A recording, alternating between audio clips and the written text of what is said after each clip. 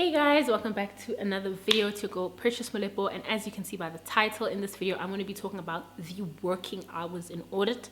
This is not going to be a very long video. I just want to touch on what are the working hours in audit so that if you're interested in coming into audit, you know what to expect.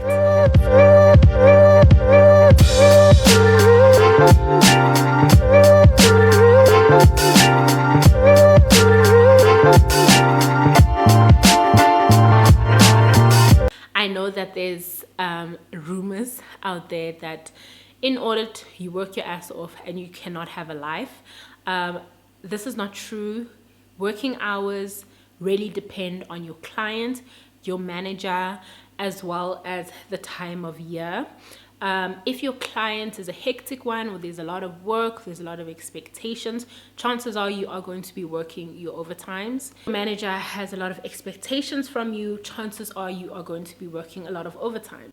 If you're sitting in busy season and your client's year end is the 30th of June and you're on the audit at the 30th of June, chances are there's going to be a whole lot of pressure. If they're listed, chances are there's going to be a lot of pressure and deadlines to comply to as well.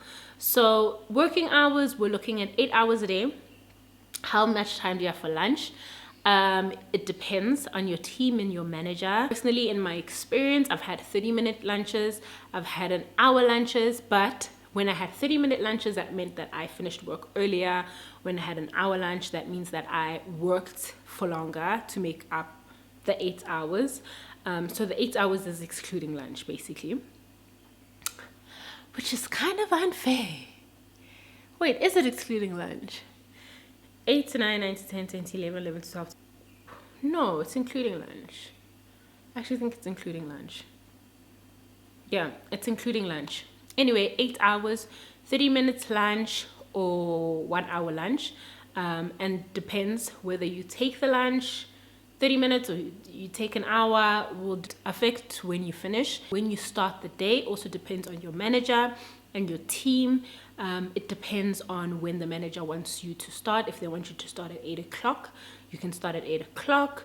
I've been on audits where we started at 7 o'clock, which meant that we finished earlier, which was amazing. So it really depends. It differs team to team, and over time as well, like I mentioned, is affected by those factors I spoke about, such as, is the client listed? Are we working in busy season? How is the client? Is it a hectic client? And how is the manager? Is it a hectic manager who's trying to get a promotion? So it really differs, you guys. Do I have a life? I certainly do have a life, even though I work in audit. So don't be too scared if you're considering coming to audit.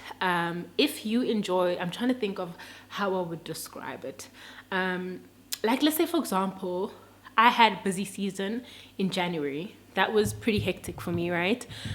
January, hectic towards the end of Jan, was also kind of hectic.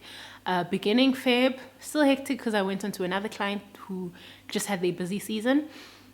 But as we moved away from the first week of Jan, things kind of started to slow down. So from mid-Feb onwards, things were good. Chilled, no overtime. And now we're in April. What are we in? We're in 21st of April. So we're in April, and the last time I had overtime was in beginning of February. So yeah, so the next time I expect overtime is probably going to be around 30th of June, because there's a year end over there that I'm anticipating overtime. So it comes, it goes. Very doable though. I have a life, so don't be scared. I know there might be people out there that are scaring you into not going into audit because of the pay, but we're here to talk about the working hours today, and the working hours. And that's my experience with the working hours in audit.